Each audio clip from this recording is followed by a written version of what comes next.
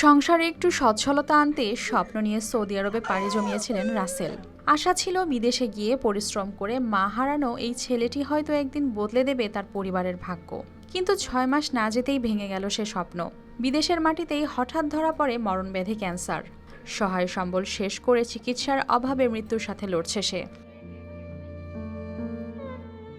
টাঙ্গাইল পৌর এলাকার ধারিয়াল গ্রামের বাসিন্দা রাসেল পরিবারের বড় সন্তান হিসেবে প্রায় 7 মাস আগে সহায় সম্বল বিক্রি করে যান সৌদি আরবে। কিন্তু সেখানে যাওয়ার মাত্র 6 মাসের মাথায় তার শরীরে ধরা পড়ে ক্যান্সার। বাধ্য হয়ে 15 দিন আগে দেশে ফিরে আসেন তিনি। উনি 6 থেকে 7 মাস আগে বিদেশ গিয়েছিল। বিদেশ যাওয়ার পরে দ্রুতভাবে অসুস্থ হয়ে পড়ে।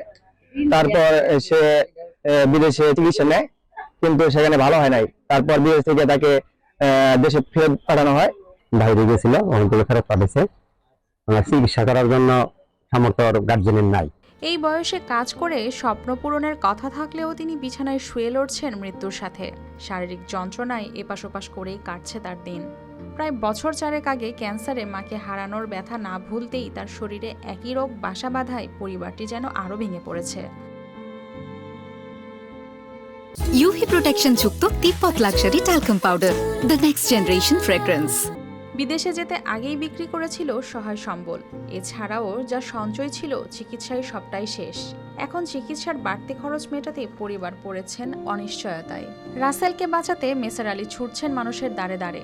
সাহায্য পেলে হয়তো বাঁচানো যাবে তার সন্তানকে। আমার ছেলে অসুস্থ, ক্যান্সারে আক্রান্ত, অনেক টাকা পয়সা ঋণ হয়েছে, এখন আমার কোনো কিছু নাই।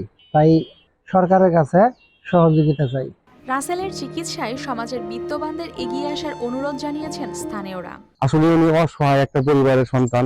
ওর বছর খানি 3 বছর আগে ওর মাটা মারা গেছে, এই একই রোগে মারা গেছে। এখন আমার ভাই কিছু নাই, এই জন্য আপনারা কিছু যদি সাহায্য করেন তার দিকে আমার ভাই নতুন জীবন শুরু হবে। এই তরুণ স্বপ্নবাজ এখন চিকিৎসার অপেক্ষায়। মানবিক সাহায্যে হয়তো আবারও জেগে উঠবে রাসেলের বাঁচার স্বপ্ন, ফিরবে অসহায় পরিবারের মুখে হাসি।